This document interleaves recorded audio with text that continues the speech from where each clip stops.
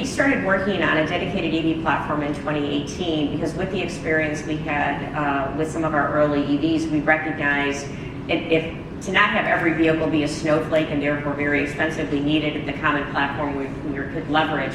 And so that's what we're doing. And recall, we were well on our way with our battery strategy, with our platform strategy, with our portfolio strategy before IRA existed, and frankly, I never thought IRA would get approved.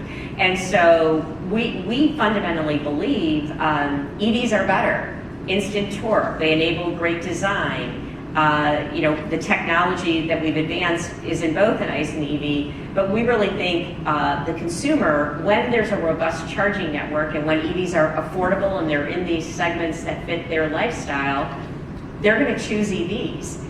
Really, to me, what I think one of the reasons that EV adoption is slowing, and it gets back to my permitting issue, is because there aren't enough chargers right now.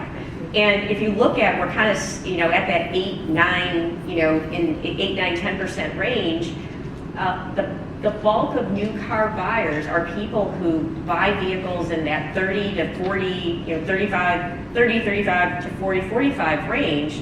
I'm proud of the vehicles we now have in that price range with the Chevrolet Equinox and the Chevrolet Blazer.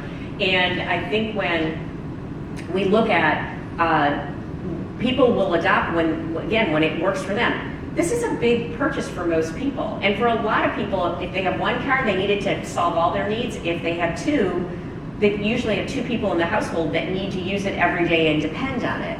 Where I think a lot of people and a lot of the buying right now, I was at a conference, it was a couple of years ago now, but I was at a conference that probably had about 2,000 people in it in LA. So, an area that's high EV penetration. And I said, how many of you own an EV? And everybody in the room's hand went up. I said, how many of you own only an EV? And I think there was like 2 hands left out of 2,000 people. So if you have the opportunity that you can have 2 cars in the day that, the EV, you don't want to worry about the robustness of the charging infrastructure, you jump into your ICE vehicle, it's very different than that person who owns one vehicle, they need to depend on it every day to get to work, that it's going to be repaired quickly, that they have a relationship in town with a local dealer who's going to take care of them. Those are things that are important to the mainstay of where new car buyers are. So I think as we continue to make EVs affordable, as we continue to have a robust charging infrastructure that I think will get better, I think we'll see EV penetration. But what I've said all along, even many times to the Biden administration and to President Biden, is we can't get ahead of the consumer.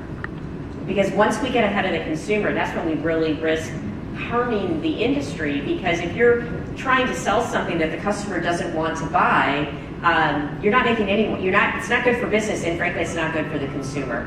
So we will continue to adjust our strategy to be perfectly aligned with the consumer.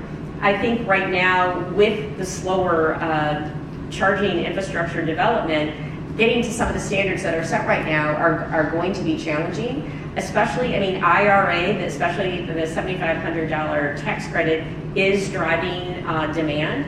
Without that, that'll slow. So it needs to be done in concert.